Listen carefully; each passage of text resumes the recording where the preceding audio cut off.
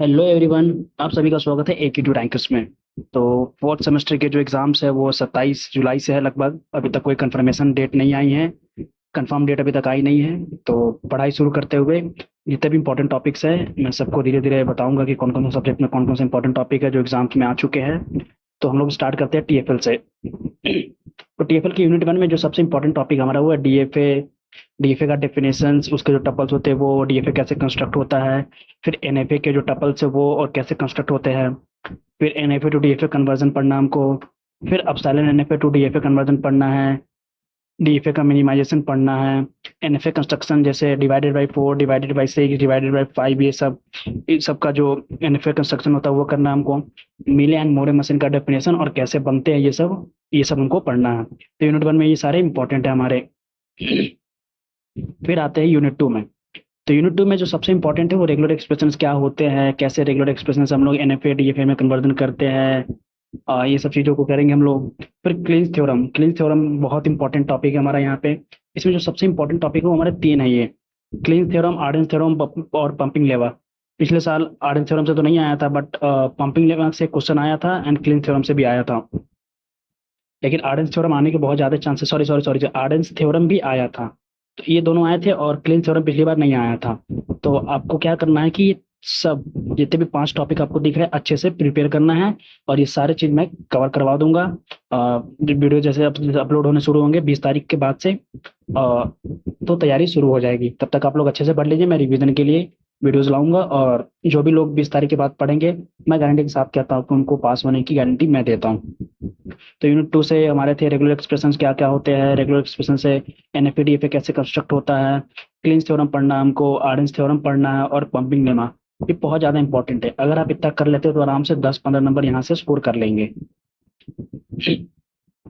फिर यूनिट 3 में हमारा CFG है। इसमें जो सबसे ज़्यादा इंपॉर्टेंट है हमारा वो ये है LMD RMD, ambiguity, CNF and GNF। ये चार हमारे इंपॉर्टेंट है। डेरिवेशन ट्री और CFG हमारे 2 नंबर में आते हैं। लेकिन बिना डेरिवेशन ट्री के आप LMD RMD नहीं कर सकते और एम्बिग्यूटी नहीं कर सकते, क्योंकि इस पे ही पूरा ये दोनों डिपेंडेंट है। तो आपको क्या करना होगा, डेरिवेशन ट्री समझना होगा और डेरिवेशन ट्री को समझने के लिए आपको कंटेक्स्ट फ्री ग्रामर आना चाहिए। उसके बाद जब ये चारों आएंगे तब आप chops CNF Chomsky normal form या ग्रीबैक नॉर्मल फॉर्म कर सकते हैं। ये बहुत ज़्यादा इंपॉर्टेंट है क्योंकि पिछले साल ये 3 क्वेश्चंस डिट्टो आ गए थे। तो आप लोग यहाँ से इसको प्रिपेयर कर लीजिएगा। अब आते हैं हम लोग यूनिट 4 में। यूनिट 4 में जो सबसे ज़्यादा इंपॉर्टेंट क्वेश्चन है ना, वो इसमें थ्योरी पूछ लिया था कि difference between NPD and DPD बताइए। Non deterministic push down automata and deterministic push down automata क्या होता है। फिर 2 stack push down automata construct करने के लिए पूछ लिया गया था हम पिछले साल।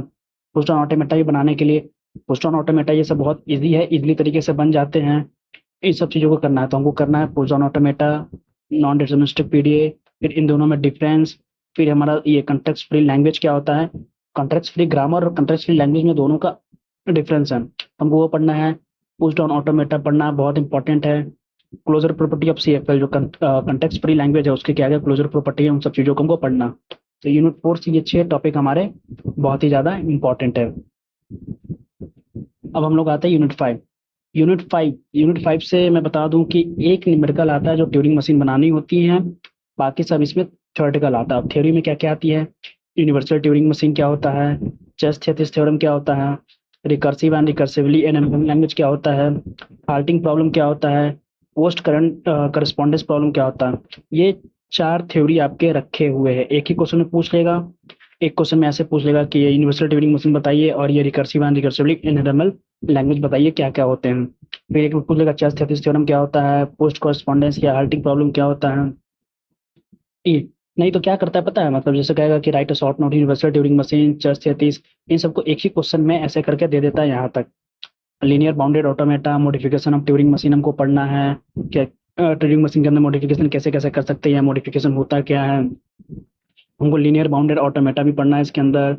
पोस्ट कॉरेस्पॉन्डेंस प्रॉब्लम पढ़ना है, हॉल्टिंग प्रॉब्लम पढ़ना है। इसमें सिर्फ एक जगह से अगर हमको मशीन बनानी आएगी वो है यहाँ से ट्यूरिंग मशीन, बाकी आपकी सब थ्योरी है। तो मेरी जो स्ट्रैटेजी होगी वो सबसे पहले होगी यूनिट 5 की जितनी भी थ्योरी है वो कंप्लीट कराना है। मैं कैसे चलूंगा, जैसे कि मैं पहले क्या करूंगा, जितने भी थ्योरीज होती है पहले उसको कंप्लीट करा दूं, क्योंकि थ्योरीज आती हैं इसके अंदर भी और थ्योरीज इतनी आती है कि आप पास हो सकते हैं। बाकी रहे न्यूमेरिकल की, तो मैं numerical topic by topic, sorry unit by unit सारा करा दूंगा, और आपको सारे मिल जाएंगे, आपके एग्जाम से 2-3 दिन पहले तक सारे मिल जाएंगे। तो देखते रहिए K2 रैंकर्स को, एंड आगे भी धीरे धीरे ऐसी वीडियोस आती रहेंगी। तो तब तक के लिए बाय, मिलते हैं फिर नेक्स्ट वीडियो में।